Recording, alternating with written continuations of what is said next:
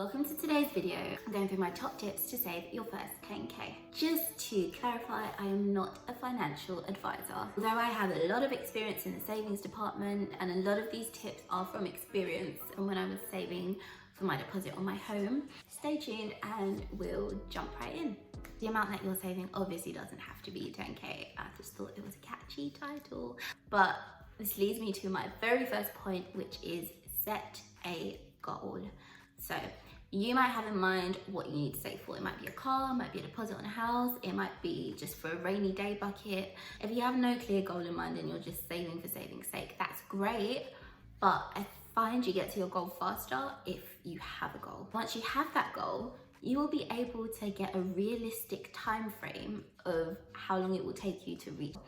I would also suggest breaking that goal into smaller goals. If 5k is your goal for the year, split that into 12 so that you have monthly goals that you're reaching. It will give you a boost when you know you're doing a good job, and it will help you to know that you are completely off track when you're kind of 3 months behind.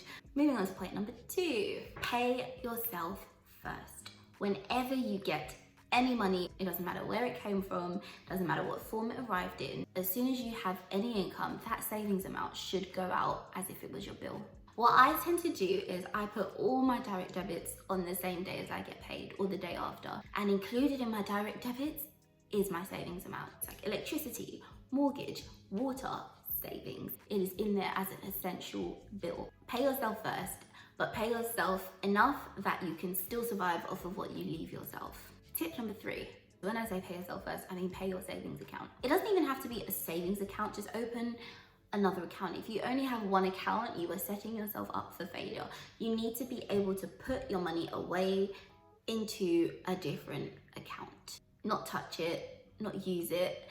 Better if you even can't access it, just so money can pile up and grow there whilst you use your normal account for whatever you use it for. Open one with the highest interest rate that you can find. If you are going to get a savings account, which you can't touch, you need to make sure that your budget is realistic and you won't need to dip into your savings.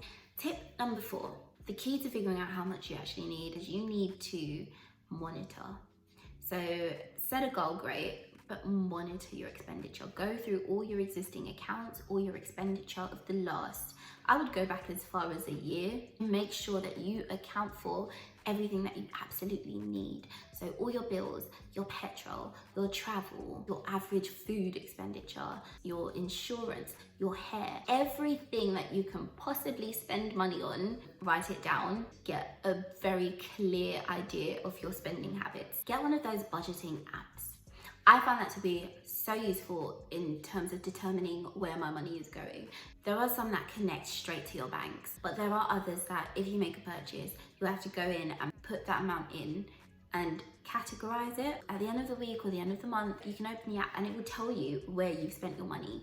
And you can then use that to figure out where you need to cut back. I would really recommend getting one of those apps. There are so many. If you just type into Google, you can pick your own one. Whatever is left from what you don't need to spend, that should be the starting point for the amount that you decide to save. You don't want to be over ambitious with what you can save, because you'll just find yourself dipping back into your savings, and that's not what we want. You have to be realistic, set a realistic goal, and do the work to monitor your spending so that you know how much you have spare. Tip number 5. We've spoken about how much you should be paying yourself, but if you're saving aggressively and you need to save even more, cut back.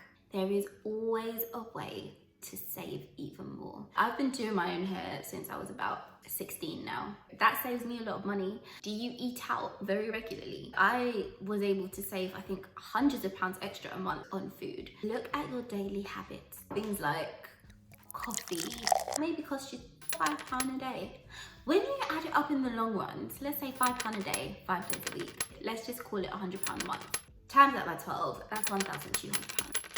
If you just picked that whole amount and put it into your savings, that's a fair chunk. And if you found multiple bits of expenditure like that actually maybe you can cut back on, you can end up saying double, triple that. There are ways to go further than just your excess money. Have a full review of your expenses and see where you can cut that down. Cash back. I'm a cashback queen. My credit cards are chosen based on the amount of cashback that I can get. There are cashback sites that you can go on. So if you're about to buy something, you can sign up for these cashback sites, and instead of just buying it straight from the company, you can buy it through the cashback site and you'll end up saving money on that purchase. Sign up to some of these cashback sites, and if you are a spendaholic and you do still need to spend, at least save a little bit whilst you're spending. Discounts. Utilize discounts. There are literally almost always ways to get a discount. The easiest thing to do is, if you have something that you want to buy, type the name of the thing into Google and just have a look on shopping. It will just list out the different prices of it in different stores, and you might find it cheaper in another store. If I'm buying something from a new place or a new website, I will maybe I'm just a Scrooge. I will go onto Google and type in the name of the company with the words discount code after it. And usually there is some kind of discount code available. Just take a few extra minutes of your day to look for a discount, because that could save you, depending on the value of your purchase, it could save you a fair bit. I did that a lot. I do that a lot. I think I just have an issue with paying full price for things. Tip number 6. Pay off your most expensive debt first. If you have multiple debts, pay off the one that's charging you the most. I'm talking about short-term debts here. I'm not talking about student loan or mortgages or things like that. Look at your short-term debt and pay them off highest to lowest. Because if your savings rate is something really low, which it probably will be, and then you have a debt which is charging you ridiculously high payments, there is no point starting to save if you still have that huge debt. The money that you could have used to pay off your debt that you're saving really should be paying off your most expensive debts first. Tip number 7, increase your income. So we've looked at how you can save your excess. We've looked at how you can look into what you already spend and cut that back a little bit. But if we really want to save even more, the best way to do that is to increase your income.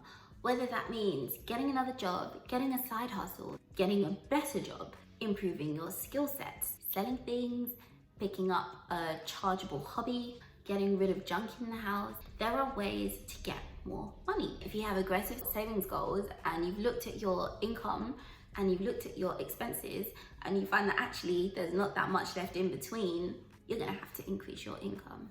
This topic is wide. There are so many levels to it. I might make a video on that actually. The more you earn, the more you can save.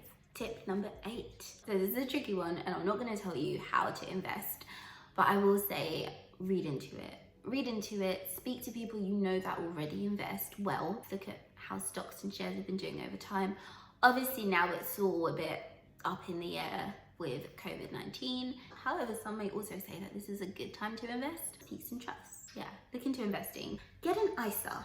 ISAs are great. They give you a yearly allowance of which you won't have to pay any tax on. This year's allowance is £20,000. It basically means that you can save £20,000 in the year without having to pay any tax on it. If you have large amounts of savings and you don't want to pay any tax on any interest that you make, get an ISA. Also, I found the Help to Buy ISA quite useful when I was saving for my home. ISAs are a must-have if you're planning on saving huge amounts of money. Tip number 9, save all your spare change. Not that many people these days use hardcore cash anyway. I certainly don't. I don't know what my actual problem is, but I don't like it. As soon as I have money, I want to give it away. I want it gone. If you are a cash person, if you've got any coins, save them. You can do the same but virtually using apps. So I think lots of the banking apps are coming out with technology that will save your change, round it up to the nearest pound and save that amount. So if you paid £9.50, they'll take that remaining 50p and pop it into savings for you. I find that to be quite helpful because it just grows. It's not gonna, break the bank. However, it's a good way to just have additional money building up on top of whatever measures you're taking for saving. And finally, tip number 10, practice having no spend days and or no spend weeks. I found them to be really helpful. Just make sure all your affairs are in order for the week ahead and then do not spend.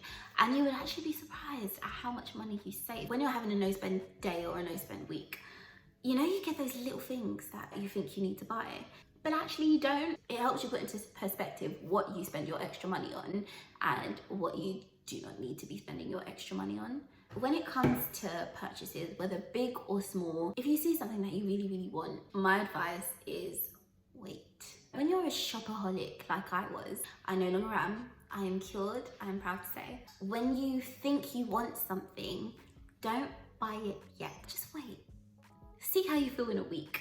If you just give yourself that little pause and that little break to just not buy something, actually, you'll find that you might not need to buy it at all. If you haven't watched my last video, towards the end and throughout there are like a few little hints and tips of how to save on specific things here and there. I do hope these tips have helped.